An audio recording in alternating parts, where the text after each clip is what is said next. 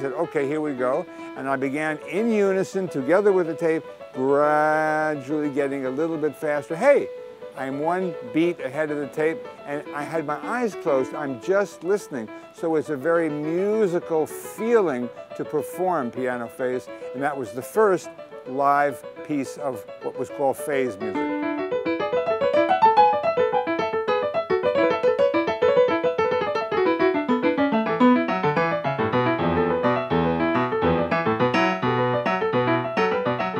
Przede wszystkim trzeba sobie głowę podzielić na pół, no i stoczyć bolesną walkę z własnym organizmem, z własnym ciałem, no bo po pierwsze to jest utwór w oryginale napisany na dwóch pianistów. Ja zdecydowałem się zagrać to samemu, dlatego że to wtedy jest wyzwanie. No to także trzeba go zagrać na dwóch fortepianach, czyli przyjąć pozycję ciała, która na co dzień dla pianisty nie jest wygodna, nie jest codzienna, nie jest mu znana, czyli zupełnie nowe mięśnie się uruchamiają.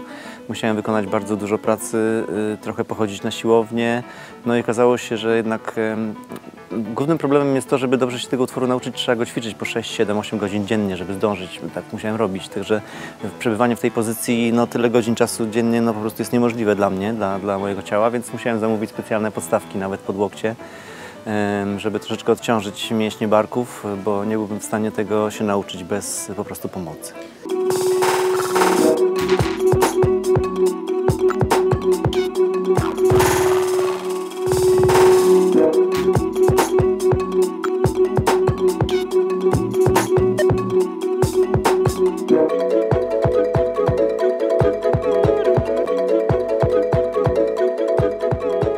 I was a drummer when I was 14 years old, and that's how drumming really began. I used to listen to the drummer Kenny Clark. He was the bebop drummer.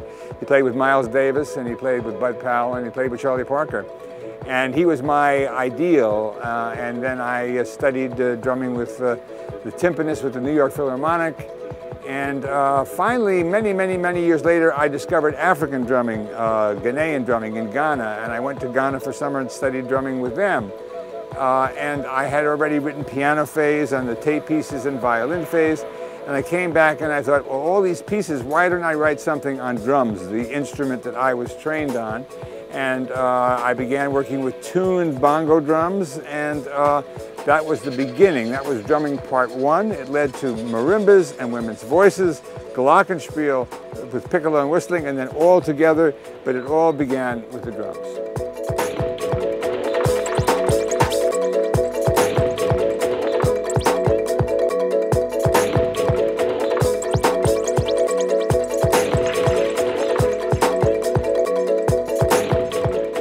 Dla mnie największym wyzwaniem było jakby opanowanie tej materii, tego materiału pod kątem rytmicznym, bo to są utwory pisane na orkiestrę, zbudowane bardzo na takich pętlach i grane przez perkusistów akurat w swoim wypadku, w dużej mierze.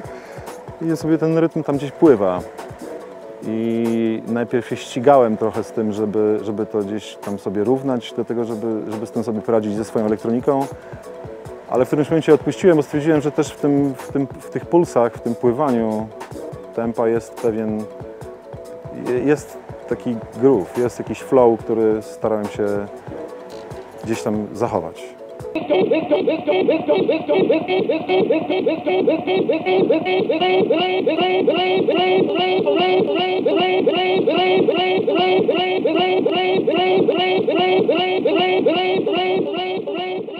In 1964, a friend of mine said, you've got to come down to Union Square in San Francisco and record this incredible black Pentecostal preacher whose name, he called himself Brother Walter. So I said, okay. I had a portable recorder, and I went down, I think it was November 1964, and I recorded him, and he was preaching about the flood, Noah's flood in the Bible. And I brought back the tapes to my room and I edited them up. This is reel-to-reel tape when you could make little loops. And I got one that said, it's gonna rain. And I put one of these, it's gonna rain on one machine and one on the other. And I thought I'm gonna line them up so it's gonna say, it's gonna rain, rain, rain, rain. But I had headphones on, I pushed the button and it was absolutely lined up in my head in unison. and then slowly it began to go out of phase. So I felt like the sound moved from here to here to here, and then across the room, and then pretty soon, 5 minutes later, I heard, it's going. I thought, well, that's nice, but what's really great is this process of going from unison or out of phase and then coming back in.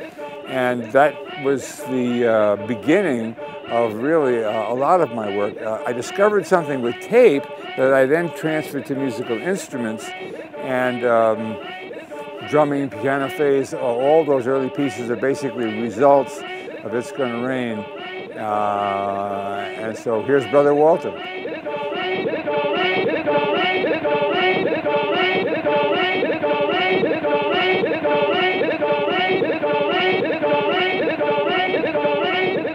To, co mogło szokować, czyli że wpuszczamy Aphex Twina, że zapraszamy Kraftwerk, te pomysły, które teraz już są naturalne i nie szokują, natomiast spowodowały, że osobiście tutaj na inauguracji 9. edycji spotkałam swoich słuchaczy, którzy przyjechali na Johnnego Greenwooda, podeszli i powiedzieli, że są pierwszy raz w życiu na koncercie, na którym jest orkiestra i że nie wiedzą, jak mogło do tego dojść, że tak się stało, ale teraz to zmienią. Więc oczywiście każdy na swoim poziomie, ale to właśnie w ten sposób działa i ja marzę o tym, że 10. edycja festiwalu Sacrum Profanum to będzie dla mnie edycja, na którą będę miała cały tydzień i cały tydzień spędzę w Krakowie i obejrzę wszystkie koncerty albo tyle, ile się da.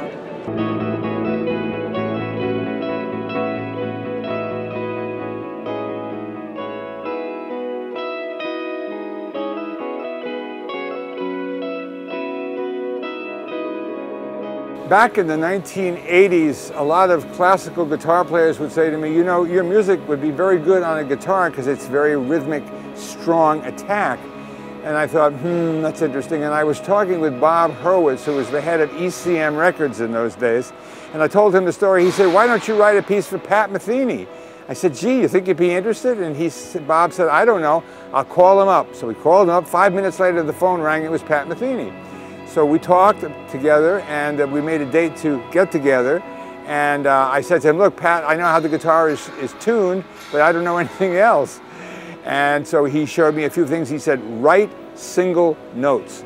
So I did, and there were 14 different parts, which he played himself. And so now Pat Metheny made a famous recording of it. And for some of you who were here earlier this week, you heard Johnny Greenwood from Radiohead play Electric Counterpoint. So some very good guitarists have played this piece, and it's great to hear it.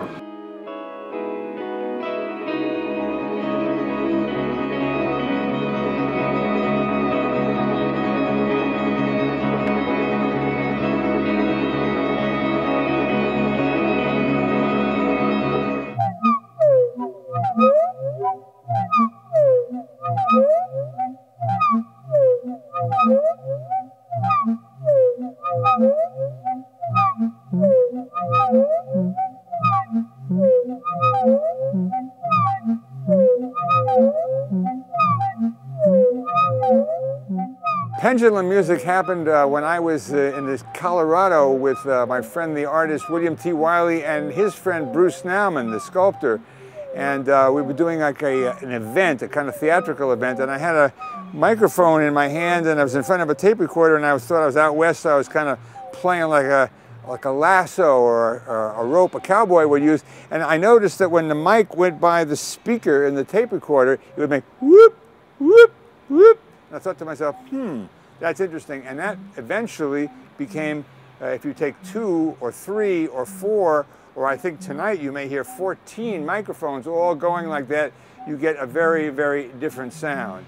And I think you're going to hear that tonight.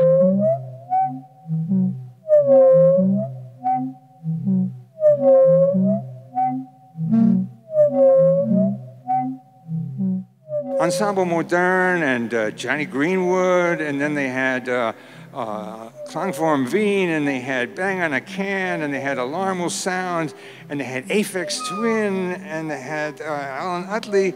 They said, oh, must have been Berlin?